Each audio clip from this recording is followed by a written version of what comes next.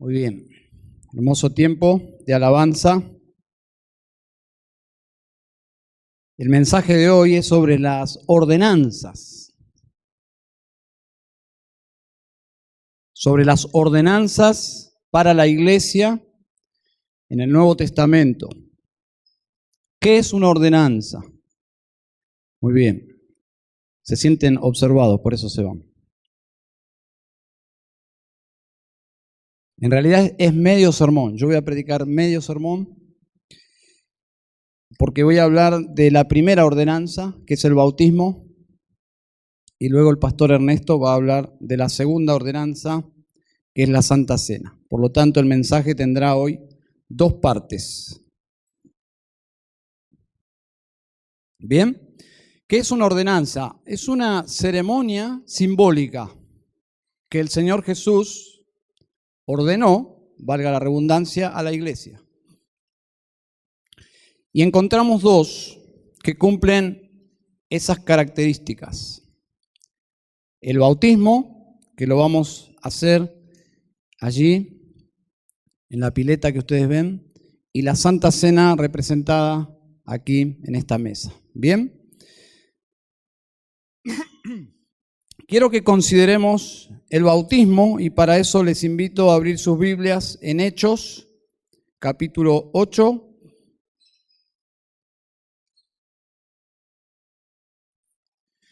Hoy tendremos 10 bautismos, 10 personas que darán testimonio por medio de las aguas del bautismo, pero permítanme explicar un poquito la doctrina bíblica y para eso vamos a ir a Hechos capítulo 8.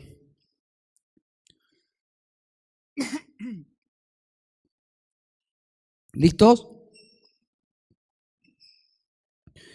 Dice Hechos 1:8, en aquel día se desató una gran persecución en contra de la iglesia en Jerusalén. ¿Cuál fue ese día? Ese día fue el derramamiento de la sangre del primer mártir cristiano, San Esteban. Y dice la primera parte del versículo 1, y Saulo estaba de completo acuerdo con ellos en su muerte. Este capítulo introduce a Saulo de Tarso, quien en el próximo capítulo Dios lo alcanza y lo salva y para nosotros ya no es más Saulo de Tarso, el perseguidor, sino es San Pablo apóstol. Entonces hay una introducción ya aquí de Saulo en la historia. Y luego dice que en aquel día se desató una gran persecución. Versículo 2, y algunos hombres piadosos sepultaron a Esteban y lloraron a gran voz por él. Así que no fue un día normal para la iglesia, fue un día terrible. Versículo 3, para agudizar esta problemática, dice, pero Saulo hacía estragos en la iglesia, entrando de casa en casa y arrastrando a hombres y mujeres y los echaba en la cárcel. Días terribles para la iglesia. Versículo 4. Así que los que habían sido esparcidos iban predicando la palabra. Versículo 5 se detiene en una persona que fue esparcida, de toda la iglesia que fue esparcida. El pasaje, el escritor, San Lucas, se concentra en uno, Felipe, que no es un apóstol, es simplemente un diácono, y dice allí, descendiendo a la ciudad de Samaria, les predicaba a Cristo. Les predicaba a Cristo. Es decir, la persecución vino por predicar a Cristo, fueron esparcidos ¿Y qué hace Felipe? Predica a Cristo. Versículo 6.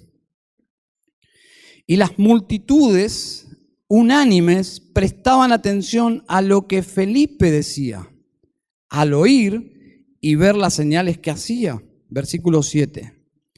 Porque de muchos que tenían espíritus inmundos, estos salían de ellos gritando a gran voz, y muchos que habían sido paralíticos y cojos eran sanados, y había gran regocijo en aquella ciudad. Vemos en los primeros capítulos del libro de los Hechos cómo nace la iglesia, nace con poder. El cristianismo geográficamente está concentrado en un solo lugar, en Jerusalén, está contenido allí. En Jerusalén en ese momento todo el cristianismo estaba juntos, podemos decir, todos los cristianos unidos en un solo lugar. La iglesia había nacido, la iglesia nació judía, todos los primeros convertidos eran judíos, nació en una fiesta judía, en el día de Pentecostés, y era una gran iglesia, una iglesia de miles y miles de personas que habían venido a Cristo. Pero no duró mucho tiempo esa iglesia, no era el plan de Dios que la iglesia sea tan grande, sino que se esparza por el mundo y lleve el evangelio a toda criatura. Así que la iglesia fue perseguida a partir del capítulo 8 y esparcida, y tomen nota un detalle, por favor, porque dice allí que fueron esparcidos desde Jerusalén. Luego dice Judea, y luego en el versículo 6 agrega Samaria. Donde hemos leído antes, si usted ha leído el libro de los Hechos, donde hemos leído acerca de estas ciudades, y en ese mismo orden, Jerusalén, Judea, Samaria y hasta lo último de la tierra. Eso lo encontramos en capítulo 1, versículo 8, en labios de Jesús. Ya Jesús había anticipado que la iglesia iba a testificar en Jerusalén, en toda Judea, en Samaria, e iban a ir hasta lo último de la tierra. Pero ellos no pescaron la dimensión de la misión, no entendieron la forma. Y Dios en su soberanía tenía planificada esa expansión por medio de una persecución. Si hubiese sido por ellos mismos, estaban tan felices juntos, teniendo a los 12 apóstoles, ministrándoles la palabra, estaban en una comunión preciosa día tras día, pero no era el plan de Dios la comodidad de la iglesia. Nunca fue el plan de Dios la comodidad de la iglesia, sino la expansión de la iglesia. Por esa razón, el libro de los Hechos termina con un apóstol predicando en Roma, nada más lejos que Jerusalén. Predicando allí en el centro del imperio pagano. Luego en el capítulo 16 del libro de los Hechos encontramos a Dios llevando a los apóstoles a Europa. Y en este capítulo 8 encontramos al Evangelio desplazándose hacia Egipto, hacia África. Y eso es lo que vamos a ver, versículo 26. Un ángel del Señor habló a Felipe diciendo, levántate y ve hacia el sur el camino que desciende de Jerusalén a Gaza. Este es un camino desierto. Presten atención, un camino desierto. Felipe está predicando a las multitudes, multitudes están viniendo al Señor y Dios le dice a Felipe por medio de un ángel que se retire de ese gran avivamiento que estaba ocurriendo en Samaria y vaya hacia el desierto. Versículo 27, él se levantó y fue, así debe ser. Y he aquí, había un eunuco etíope, alto oficial de Candace, reina de los etíopes, el cual estaba encargado de todos sus tesoros, y había venido a Jerusalén para adorar. Es decir, ya se estaba retirando, y dice el versículo 18, regresaba sentado en su carruaje y leía al profeta Isaías. Versículo 29, ya no es un ángel, observen, no es un ángel quien habla a Felipe, sino el Espíritu. Y el Espíritu dijo a Felipe, ve, júntate a ese carruaje. Cuando Felipe se acercó corriendo, le oyó leer al profeta Isaías y le dijo, ¿entiendes lo que lees? Versículo 31, y él respondió, ¿cómo podré a menos que alguien me guíe? E invitó a Felipe a que subiera y se sentara con él. ¿Cómo le llamamos a estas oportunidades nosotros? Puertas abiertas para el Evangelio. Es precioso esto. Así que él está sentado ahora en su carro, en el carro, con este alto funcionario africano. Dice el versículo 32, el pasaje de la Escritura que estaba leyendo era este: como oveja fue llevado al matadero, y como cordero mudo delante del que lo trasquila, no abre su boca. En su humillación no se le hizo justicia. ¿Quién contará su generación? Porque su vida es quitada de la tierra. El eunuco respondió a Felipe y dijo, te ruego que me digas de quién dice esto el profeta, ¿de sí mismo o de algún otro? Entonces Felipe abrió su boca y comenzando desde esta escritura, le anunció el evangelio de Jesús.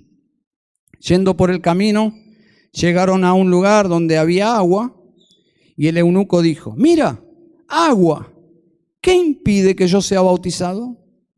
Felipe dijo, si crees con todo tu corazón, puedes. Respondió él y dijo, creo que Jesucristo es el Hijo de Dios. Y mandó parar el carruaje.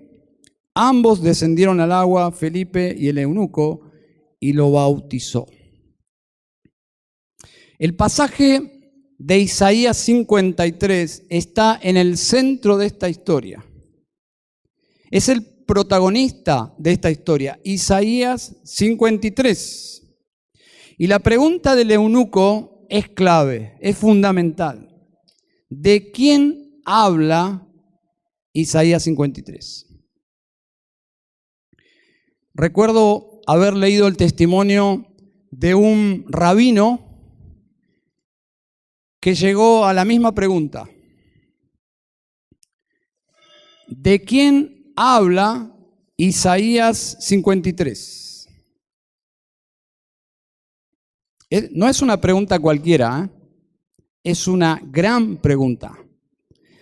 Y saben que es una pregunta que está hoy en el judaísmo ignorada,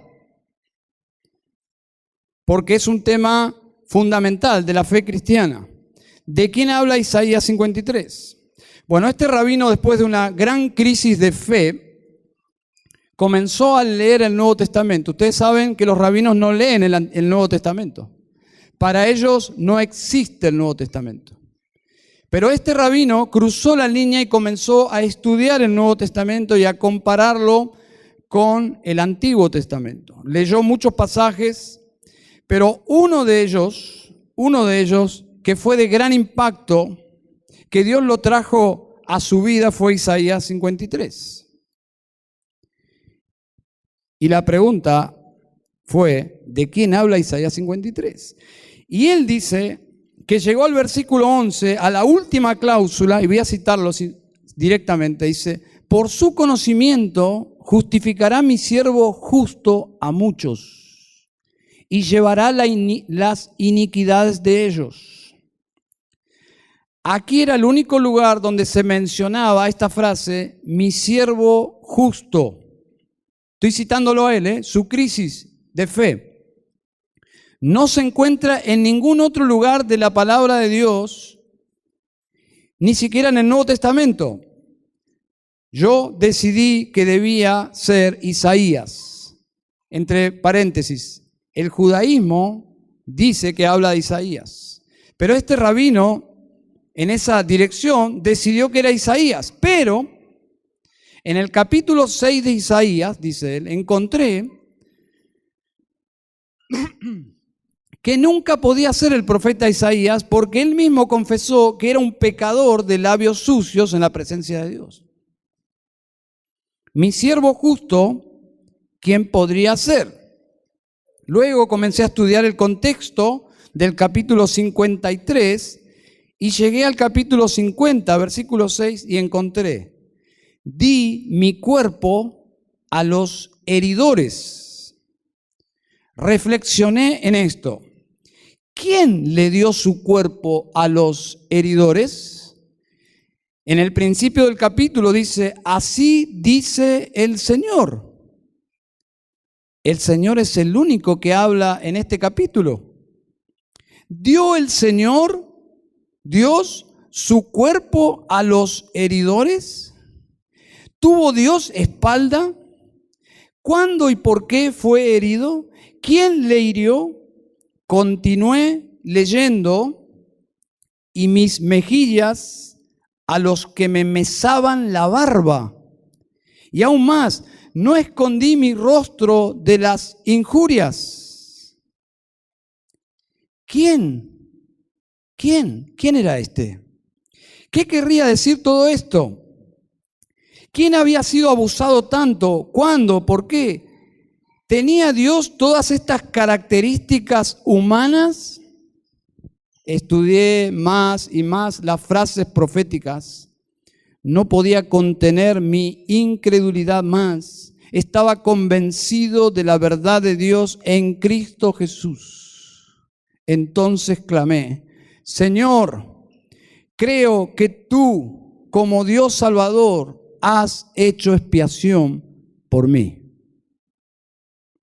Creo que Jesús murió por mí. Creo que has hecho provisión para mí. Creo que tienes la habilidad y el poder.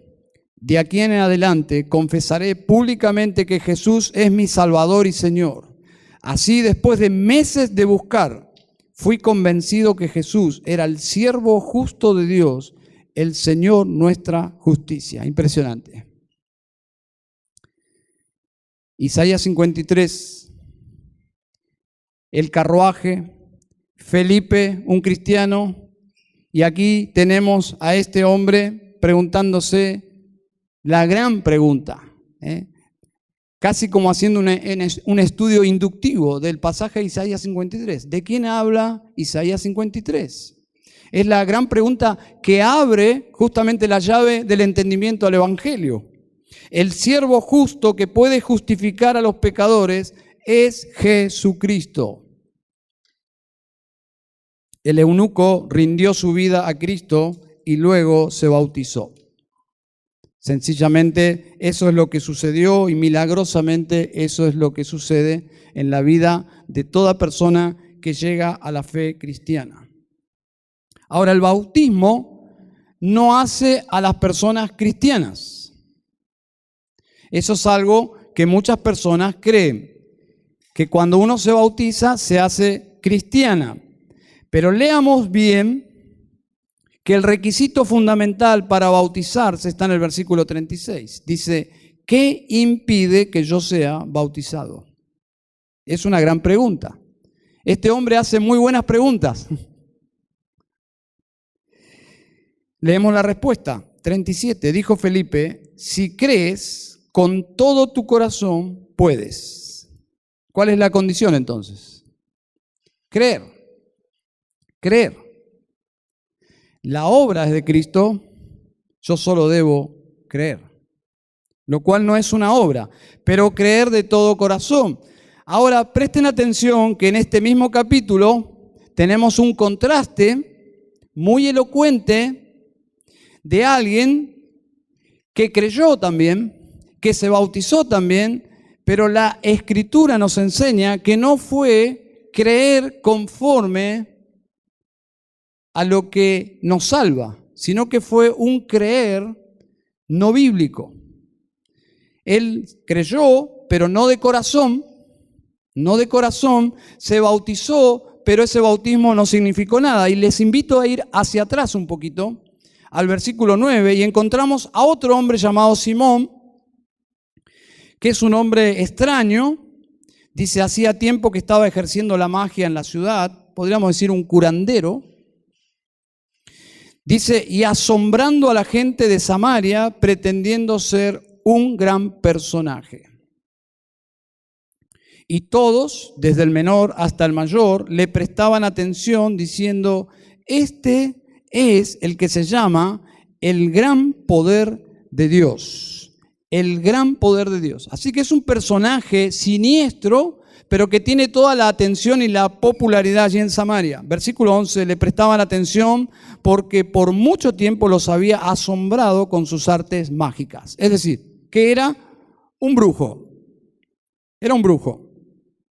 Pero cuando creyeron a Felipe, que anunciaba las buenas nuevas del reino de Dios y el nombre de Cristo Jesús, se bautizaban tanto hombres como mujeres. Presten atención por favor esa frase, tanto hombres como mujeres, no dice bebés. No dice bebés. Hombres y mujeres, personas racionales que podían creer, que podían depositar su fe en Cristo, se convertían y se bautizaban. Versículo 13. Y aún Simón mismo creyó, es la misma palabra, no hay ningún misterio. Simón dice que creyó y después de bautizarse continuó con Felipe. Y estaba atónito al ver las señales y los grandes milagros que se hacían. Cuando los apóstoles que estaban en Jerusalén oyeron que Samaria había recibido la palabra de Dios, les enviaron a Pedro y a Juan, quienes descendieron y oraron por ellos para que recibieran el Espíritu Santo. Pues todavía no había descendido sobre ninguno de ellos, solo habían sido bautizados en el nombre del Señor Jesús. Entonces les imponían las manos y recibían el Espíritu Santo. Y cuando Simón vio que el Espíritu se daba por la imposición de las manos de los apóstoles, les ofreció dinero, diciendo, dadme también a mí esta autoridad, de manera que todo aquel sobre quien ponga mis manos reciba el Espíritu Santo. Entonces Pedro le dijo, que tu plata perezca contigo, porque pensaste que podías obtener el don de Dios con dinero.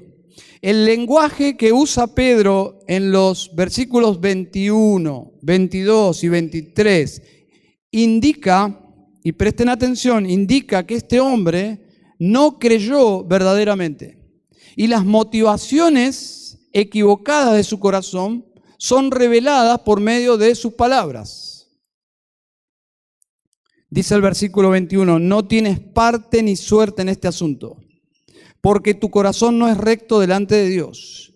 Por tanto, arrepiéntete de esta tu maldad y ruega al Señor que, si es posible, se te perdone el intento de tu corazón, porque veo que estás en hiel de amargura y en cadena de iniquidad. Pedro tenía un discernimiento de parte de Dios, obviamente, y se da cuenta que este hombre había creído, entre comillas, había pasado por las aguas del bautismo. No obstante, Pedro lo observa en sus pecados, en su maldad. Dios no lo había salvado, Dios no le había dado la justificación, la regeneración. Estaba absolutamente perdido en sus pecados. Y una nota aquí práctica para nosotros. No hay ningún método humano para filtrar falsos creyentes en la iglesia. Nunca lo hubo. Nunca lo hubo.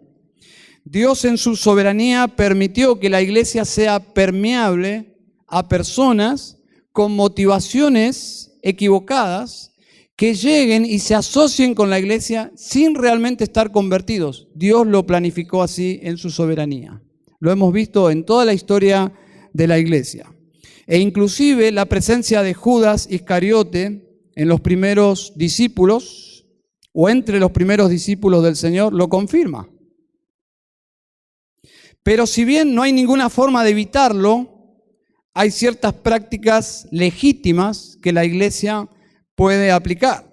Y nosotros, de hecho, lo aplicamos. Un tiempo de asistencia para aquellos que estén interesados. En ese tiempo se genera una relación con la persona.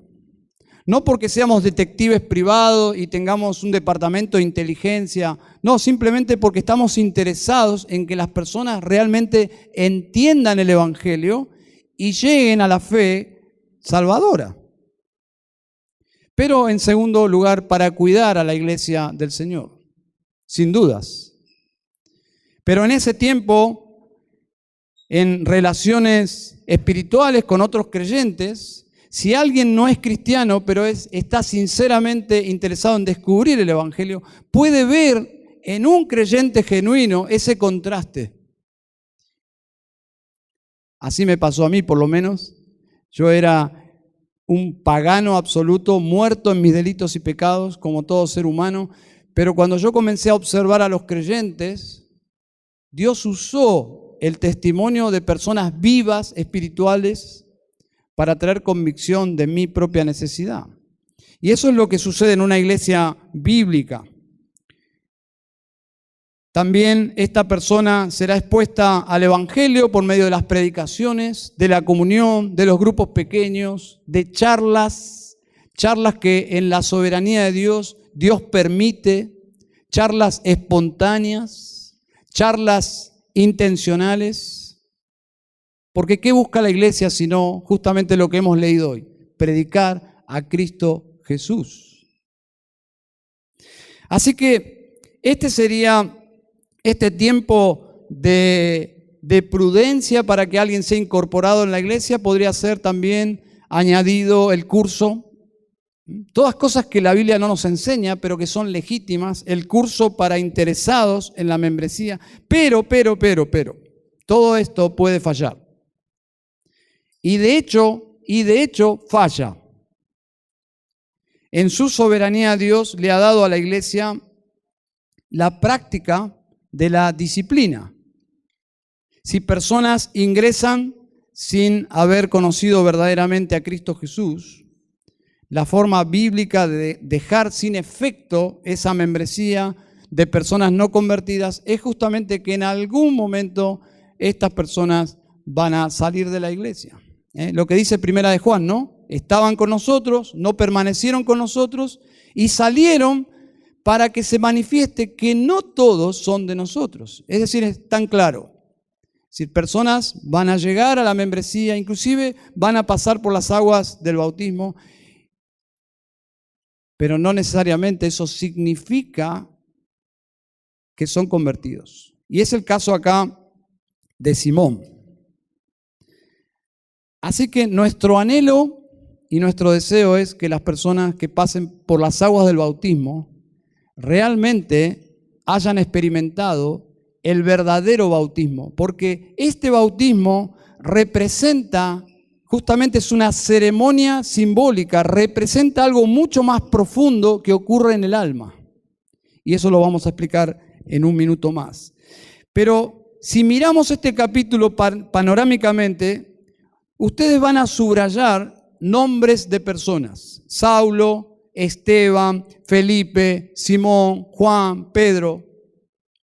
Hay algo muy obvio aquí, muy obvio, que pasamos por alto: individuos.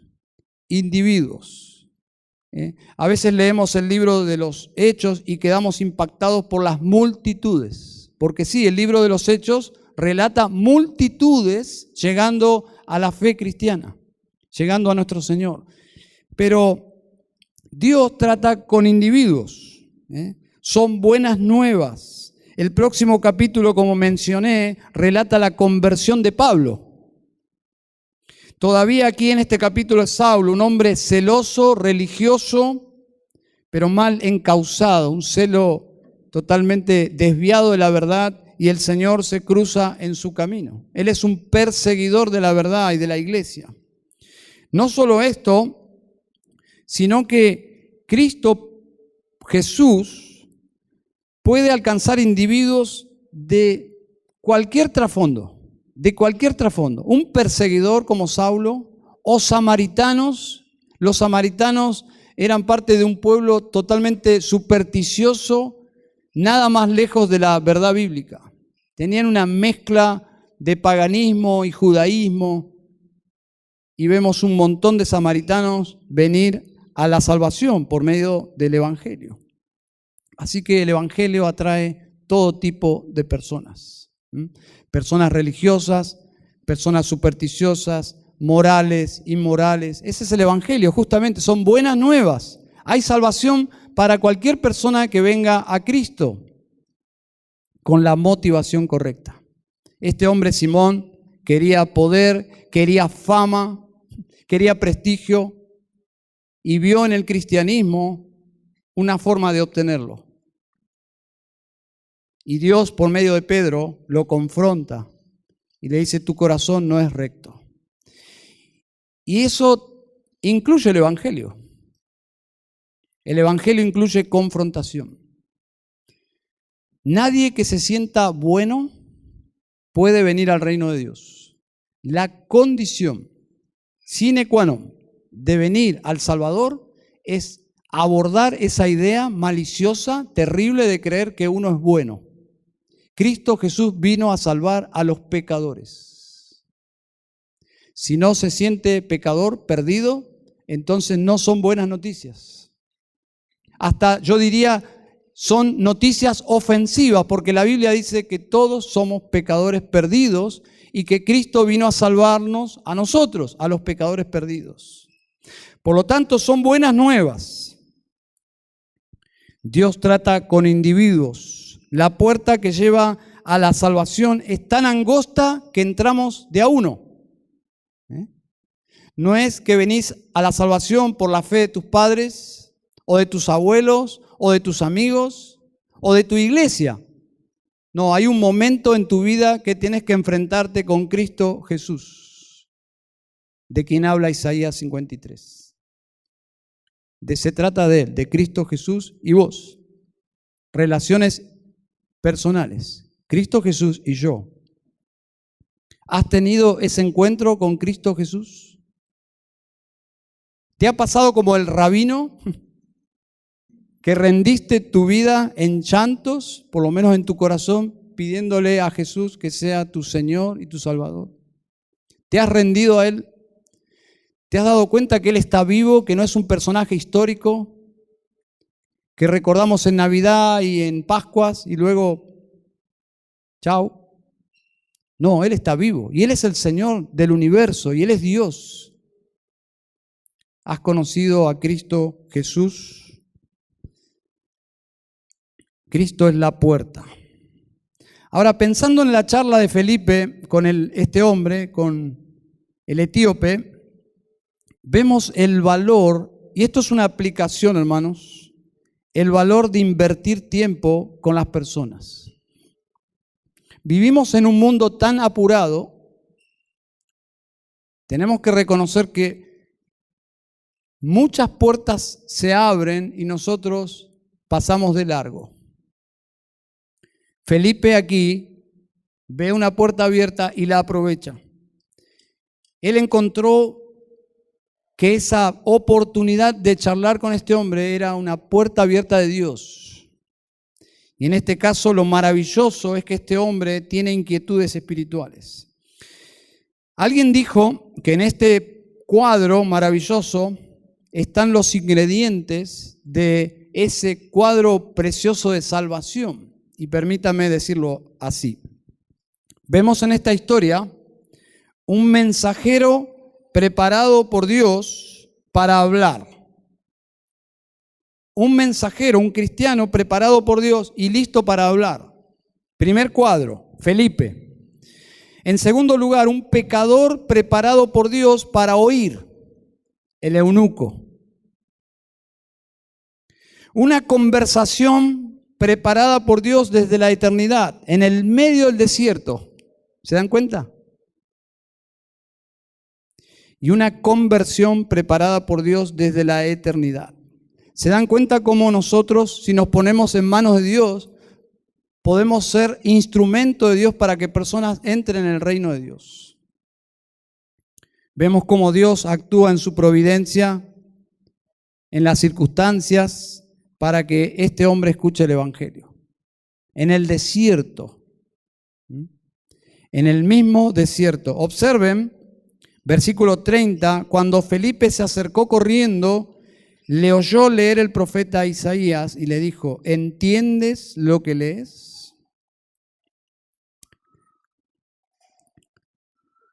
Y él respondió, ¿qué te importa? ¿Podría haber pasado, sí o no? A mí no me gusta si voy, no sé, en un transporte público, voy leyendo y alguien se pone así a leer, cómprate tu diario, diríamos, ¿no? Pero no se trata de esto. Cuando Dios abre una puerta, el evangelista es invasivo, entra en el alma de la persona. Y del otro lado puede haber cierta incomodidad, no la vemos aquí. Vemos la humildad de un hombre preparado por Dios. Dice, ¿cómo podré al menos que alguien me guíe? Eso es precioso, ¿no? ¿Te ha pasado alguna vez? ¿Te ha pasado que alguien llegue y te pregunte, ¿qué debo hacer para ser salvo? Normalmente no pasa, ¿no? Bueno, a mí me ha pasado. A mí me ha pasado. Pero todas las veces que alguien llega a Cristo, es de la misma forma, es porque Dios ha obrado. Es un milagro. Que alguien incline su alma para querer creer en Jesús, es un milagro porque naturalmente nosotros somos enemigos de Dios. Y vemos a este hombre que está siendo preparado por Dios.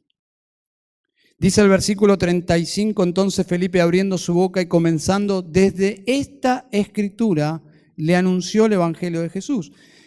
Otra aplicación, Felipe estaba preparado no solo para hablar, sino estaba preparado bíblicamente. Debemos prepararnos para presentar el evangelio. ¿Dios puede usar a personas no preparadas? Claro que sí. Claro que sí. Dios puede usar a personas no preparadas. Nuevos creyentes, indoctos, pero tenemos que llegar a la conclusión que Dios puede usarte más si estás preparado. Esas son todas las exhortaciones en las epístolas pastorales.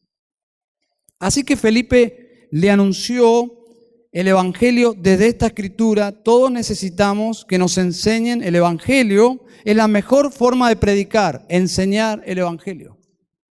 Tenemos ese chip de predicar, es como un heraldo predicando, pero la manera más efectiva de predicar el evangelio es enseñar punto por punto, en un ida y vuelta con la persona para que vaya entendiendo el evangelio. Y es lo que sucedió aquí.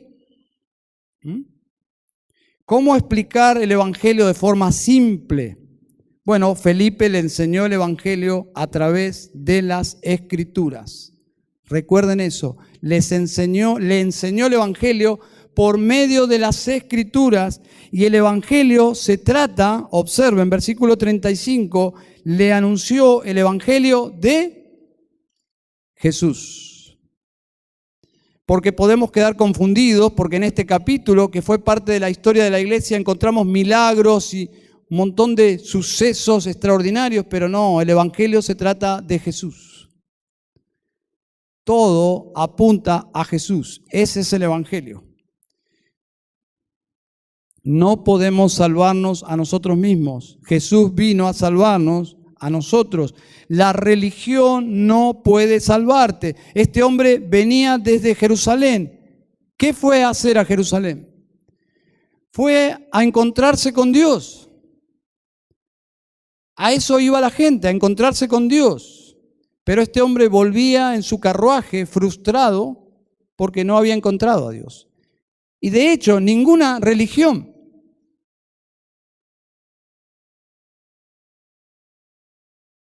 de hombres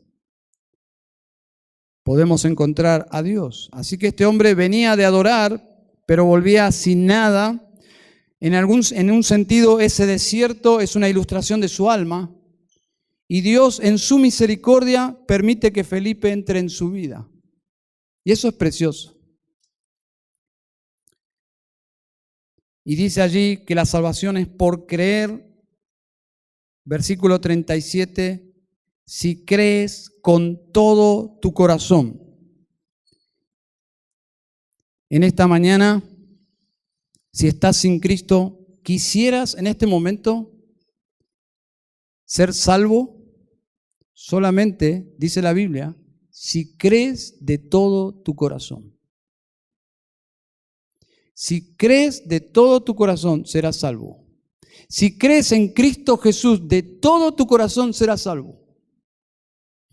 Eso es precioso. En estos días charlé con un muchacho que escuchó el Evangelio desde bebé. Sus padres son cristianos. Y él entró en su adolescencia y en su juventud en una crisis, pero terrible, terrible. No podía llegar a ser salvo. Y solamente le dijo a Dios, Dios, sálvame. Yo voy a intencionalmente a buscar en tu palabra, voy a escuchar prédicas, pero esto lo tienes que hacer solo tú. Y cuando menos lo pensó, me contaba, dice, en un momento dado, leyendo, escuchando, dice, yo creo esto. Y nunca más tuvo dudas y se dio cuenta que se había convertido. No pasó adelante en una iglesia, no fue un evento así emocional, simplemente dice, yo creo esto. Y su alma había sido transformada. Si crees de todo corazón, serás salvo. Si le crees a Dios, no tiene que ver con algo que nosotros hacemos, es por algo que Cristo Jesús hizo en la cruz. ¿Y qué hizo en la cruz? Murió por mis pecados. Fue sepultado. ¿Qué fue sepultado? Un cadáver sin vida, pero a los 3 días se levantó de la muerte. Y Cristo, el Salvador, vive. Si yo creo en Él, que lo hizo por mí de todo corazón, soy salvo. Dice Lucas 24:46, y le dijo, así está escrito, y así fue necesario que el Cristo padeciese y resucitase de los muertos al tercer día, y que se predicase en su nombre el arrepentimiento y el perdón de pecados en todas las naciones, comenzando desde Jerusalén. ¿Se dan cuenta el orden? Creer, yo creo de todo corazón, yo puedo ser bautizado. ¿Por qué en este orden? Porque el bautismo representa visualmente, es una ceremonia simbólica que representa lo que Dios hizo en mi alma. Es algo que sucedió en la esfera espiritual. Yo espiritualmente estaba muerto.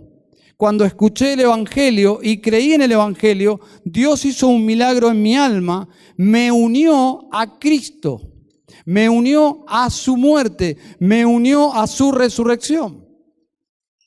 Y es lo que representa el agua que ustedes observan ahí. Y cuando una persona entra en el agua, justamente es lo que está sucediendo. Versículo 36 dice, yendo por el camino, llegaron a un lugar donde había agua, y el eunuco dijo, mira agua, ¿qué impide que yo sea bautizado? Dicen los comentaristas que en el camino de regreso a su hogar, era el último lugar donde había agua como para producirse un bautismo por inmersión. Es por eso que él dice, es mi oportunidad. No creo que Felipe me acompañe hasta Etiopía. Así que él dijo, hay agua. Dicen los comentaristas entonces que él aprovechó esa oportunidad. Busquen finalmente, para terminar, Romanos capítulo 6. Romanos 6, versículos 3 y 4. Quiero explicarles, antes de hacer pasar a los hermanos que han de bautizarse, lo que representa el bautismo. Romanos 6, versículos 3 y 4. Dice Pablo: ¿o no sabéis que todos los que hemos sido bautizados en Cristo Jesús, hemos sido bautizados en su muerte? Por tanto, hemos sido sepultados con él por medio del bautismo para muerte, a fin de que como Cristo resucitó entre los muertos para la gloria del Padre, así también nosotros andemos en novedad de vida o de vida nueva. Aquí no habla de bautismo por agua, sino de lo que representa el bautismo de agua. Nuestra unión con Cristo espiritualmente no debemos entenderlo, simplemente es lo que enseña la Biblia. Cuando alguien cree, nosotros estamos uniéndonos a Cristo en su muerte, en su sepultura y en su resurrección. Eso ocurre en mi alma, nadie lo ve, solo el reino de los cielos. Porque dice que se celebra cuando un pecador se arrepiente, ¿no?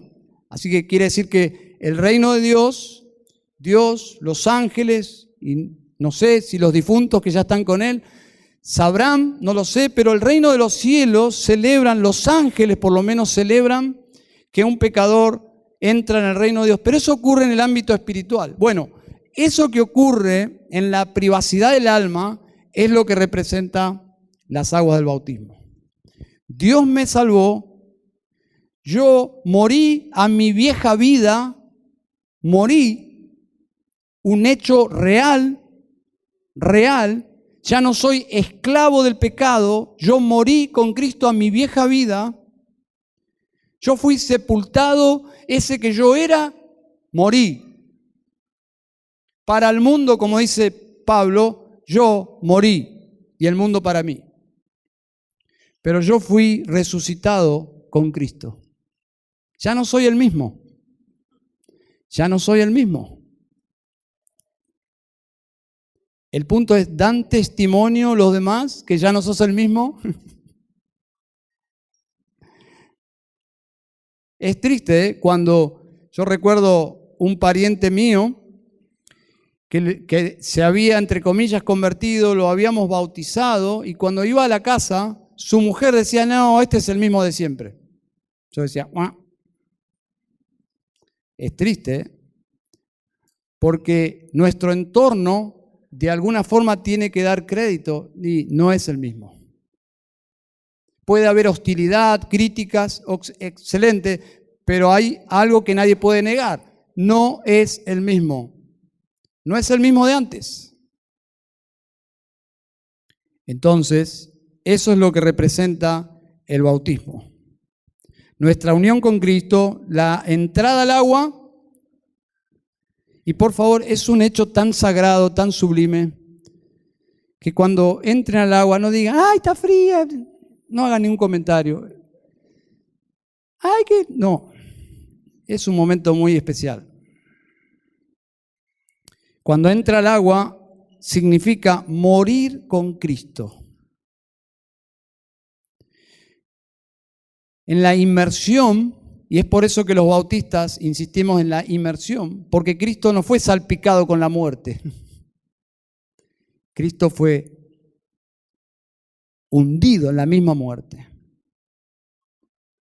Él murió completamente y fue sepultado completamente. Así que cuando hay inmersión es la sepultura, y al salir a la superficie está explicando lo que sucedió en su alma, una nueva vida en Cristo. Entonces tiene que haber una armonía entre el bautismo y hechos espirituales en la vida de los que se bautizan. Así que los hermanos que se bautizan estarán dando testimonio que están ya unidos a Cristo. No es que se van a unir a Cristo por medio del bautismo. No, ya están unidos. Dice 2 Corintios 5:17, de modo que si alguno está en Cristo, nueva criatura es, las cosas viejas pasaron, he aquí todas son hechas nuevas.